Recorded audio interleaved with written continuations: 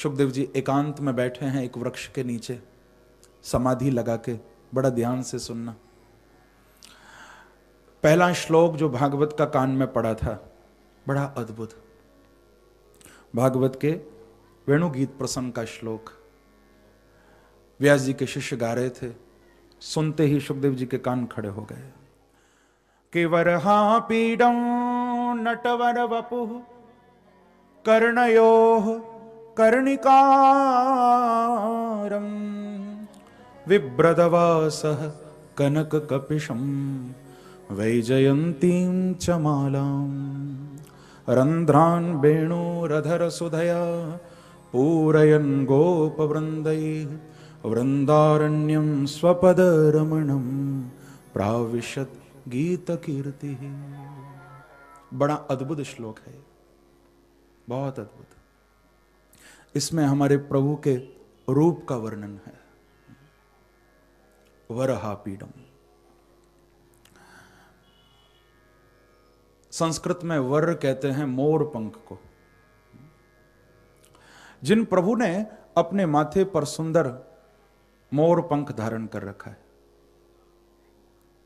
और केवल हमारे कन्हैया ने नहीं, राम जी ने भी लगाया था मोर पंख।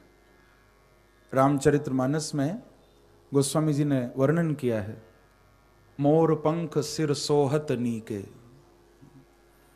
भगवान राम ने भी धारण किया, श्याम सुंदर ने भी धारण किया, बांके बिहारी ने भी लगाया था। इसके भी कई कारण हैं कि मोर पंख क्यों लगाया प्रभु ने। एक साधारण सा कारण तो यही है जो पूज्य गुरुदेव सुनाते हैं अक्सर, कि मोर ब्रह्मचारी पक्षी होता है, उसके अंदर ब्रह्मचर्य होता है। जब मोर नृत्य करता है, आंखों से आंसू गिरते हैं, मोरनी उनको पीती है और गर्भ धारण कर लेती है। कोई समागम नहीं होता, संबंध नहीं होता, मोर ब्रह्मचारी पक्षी है। तो मेरे बांके बिहारी बोले कि भैया मैं ऐसे ही किसी को अपने सिर पर नहीं बिठा लूंगा, जिसके जीवन में संयम है, जिसके जीवन में ब्रह्मचर्य है, वो तो मेरे सिर पर बैठने योग्य हो जाता है। तो मोर पंख धारण कर लिया। ठाकुर जी कहते हैं संयमी को मैं अपने सिर पर स्थान देता हूं, सबको नहीं। और दूसरा, ये जो मोर था, ये हमारी किशोरी जी का प्रिय मोर था, राधा रानी का। और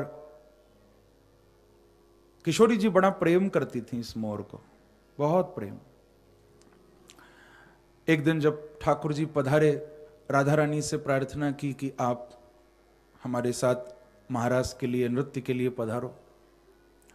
तो किशोरी जी मान करके बोली कि प्यारे, आज मैं आपके संग नृत्य करवे नहीं चलूंगी। बोले क्यों? बोले पहले आपको हमारे मोर के साथ नृत्य करना पड़ेगा, और यदि आपने हमारे या मोर को नृत्य में परास्त कर दियो, हरा दियो, तो हम आपके साथ नृत्य करेंगे। ठाकुर जी तैयार हो गए। अब बीच में तो अपनी अष्ट सखियों के साथ किशोरी जी विराजमान हैं, और एक और बांके बिहारी, दूसरी ओर मोर। बड़ा अद्भुत नृत्य हुआ, दोनों एक साथ नृत्य करने लगे। और बांके बिहारी भी नृत्य करने में कम नहीं है, वो मोर भी खूब नाच रहा था पंख फैला फैला के। आपने देखा होगा हमारे ब्रज में जो रास मंडलियां होती हैं, उनमें ठाकुर जी मोर बन के भी नाचते हैं। बड़ा अद्भुत दृश्य होता है। तो वो मोर भी नृत्य कर रहे हैं, ठाकुर जी भी नृत्य कर रहे हैं।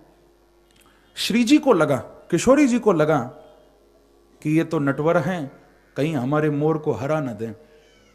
तो किशोरी जी ने अपनी कृपामयी दृष्टि अपने मोर पर डाल दी, और मोर पर जब राधा रानी की दृष्टि पड़ी तो भैया वो ऐसा नाचा कि उसने बांके बिहारी को हरा दिया। ठाकुर जी परास्त हो गए। अरे जिस पर किशोरी जी की कृपा दृष्टि पड़ जाए वो कैसे हार सकता है? रास रासेश्वरी है। मोर जीत गया।